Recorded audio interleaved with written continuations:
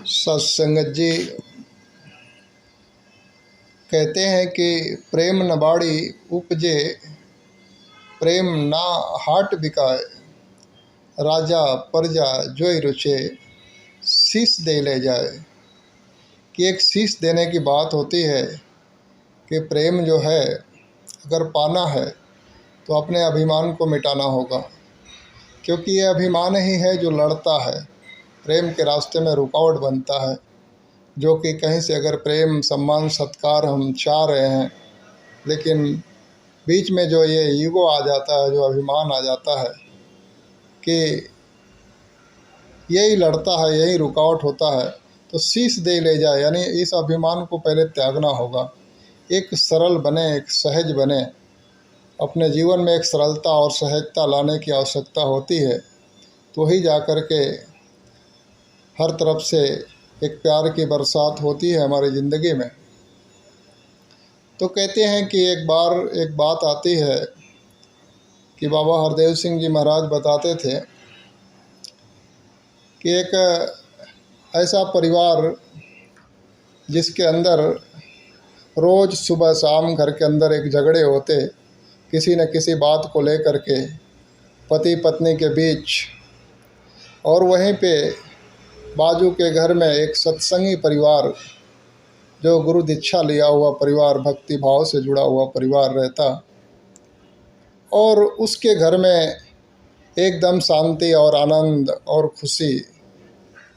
तो कहते हैं कि जिसके घर पे झगड़ा होता डेली, उस घर की बहन ने उस परिवार में गई और उसने पूछा कि आपके घर में जो शांति है, सुकून है, और मेरे घर में रोज़ लड़ाई और झगड़े होते हैं हमारे और हमारे पति के बीच, तो कुछ वैसा बताइए ना कि हम क्या करें जिससे आपके घर में जैसा सुकून है, प्रेम है, वैसा हमारे घर में भी वो अवस्था बन जाए। तो कहते हैं कि वो संत थे, महात्मा थे, उन्होंने एक उपाय लगाया कि इस बहन को कैसे समझाया जाए। तो कहते हैं कि एक शीशी के अंदर पानी जो है कि भर के और पकड़ा दिया, और बोला कि जब भी आपके घर में आपका पति गुस्सा होए, कुछ कहना शुरू करे, इस पानी को अपने मुख के अंदर रख लेना, और ना ही पी जाना है, ना ही मुख से बाहर निकालना है। जब तक वो बोलता रहे, इस पानी को मुख के अंदर रखना, देखना वो थोड़े ही टाइम में शांत हो जाएगा।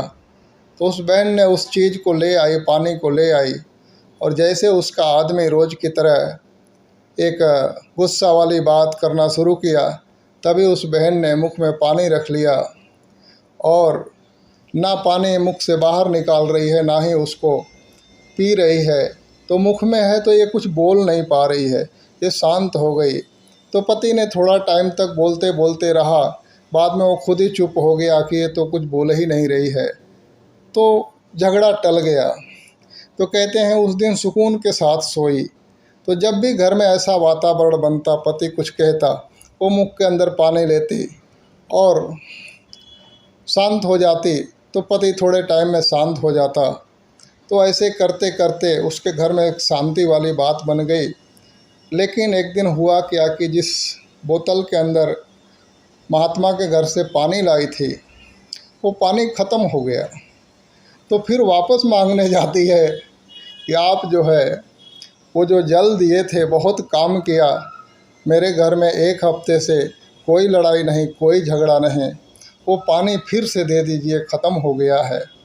तब उस महात्मा ने उस बात को क्लियर किया कि बहन, पानी तो पानी है, पानी मुख में आप रख लेती हो तो आप कुछ बोल नहीं पाती हो। वो अकेला बोल के थक जाता है, ये कुछ बोलती ही नहीं तो कुछ क्या बोलूं, इसलिए शांति है। पानी कुछ नहीं करता है, आपकी शांत रहना ही उसको शांत करता है।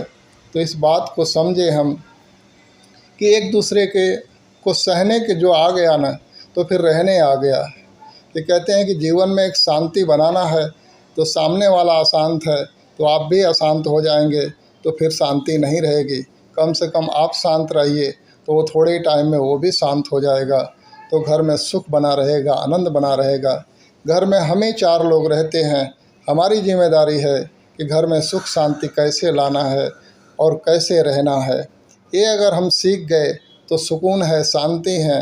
अगर यही कला नहीं आती है तो जीवन में कितना भी धन इकट्ठा कर लीजिए, कितना भी सुंदर महल बना लीजिए, लेकिन सुकून प्राप्त होने वाला नहीं है, सुकून प्राप्त होने वाला नहीं है। प्यार से कहना, धन निरंकार जी।